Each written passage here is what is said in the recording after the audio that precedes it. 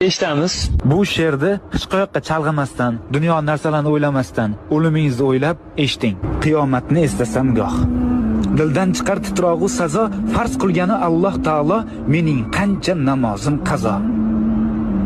Aqraboyu jigarlarim, u kun menga berolmas yordam, o'z namoyi amal daftarim kim bo'larman, to'g'ri yozmasam.